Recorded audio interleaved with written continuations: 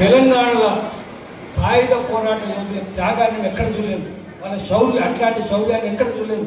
వాళ్ళ కనుగుడ్లు బీకిన ఒక్క రహస్యం చెప్పలేదు, గోలుడు కొట్టిన ఒక్క రహస్యం చెప్పలేదు, చెట్టు కట్టి కాల్చేసిన ఇప్పుడు కాల్చేస్తాం చెప్పలేదు. అగో వాడిని కాలుస్తున్నాం, నిన్ను కూడా కాలుస్తాం చెప్పు, వాడు చెప్పలేదు. ఇటువంటి ధైర్యశాలను నేను చూడలేదని చెప్పింది. అది ఆ పుస్తకం వచ్చింది, from Raj to republic, doctor Sunil Purushottam నెట్టగొడుతుంది. అది మనం ఇప్పుడు చెప్పుకోవాలి.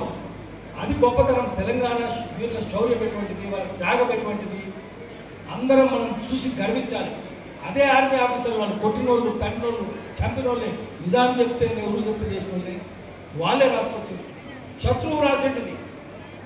అందుకని మిత్రులారా, మనం చేయవలసింది ఇప్పుడు ఏంటంటే, మనం ఇప్పుడు ఏం చేయాలి, మళ్ళా మనం ప్రభుత్వాల మీద ఒత్తిడి తేవాలి. గ్రామీణ పునర్వికాసం చేయండి. మళ్ళా ప్రజలు రివర్స్ మైగ్రేషన్, మళ్ళీ వెనక్కి పోయేటట్టు వాళ్ళ గ్రామాలకు తిరిగి వెళ్ళిపోయేటట్టు చేయండి. కుటీర పరిశ్రమలు పెంచండి. ఉన్నాయా కుటీర పరిశ్రమలు? పోయినాయి కదా. వృత్తులు ఎక్కడ ఉన్నాయా? పోయినాయి కదా. ఇప్పుడు ఆరోగ్యం మంచిదని చెప్తున్నారు. ఏంటంటే మళ్ళీ ప్లాస్టిక్ వద్దు, మనకు కుండలు తాగాలి, మట్టి పాత్రలు తినాలి చెప్తున్నాడు. మట్టి పాత్రలు చేసేవాళ్ళు లేరు, పెంకుటీలు మంచిది కదా, పెంకుటీలు చేసేవాళ్ళు, పెంకలు చేసేవాళ్ళు ఉన్నారా? ఎక్కడ లేరు. ఒక్క విషయం చెప్పి ఆపేస్తాను. నా పక్కన లక్ష్మణ్ గారు కూడా ఉన్నారు. ఇప్పుడు ప్రపంచమంతా వేడెక్కుతున్నది.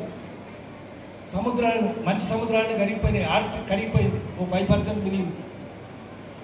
మంచు ఎడారి సైబీరియా కరిగిపోయింది, హిమాలయాలు కూడా.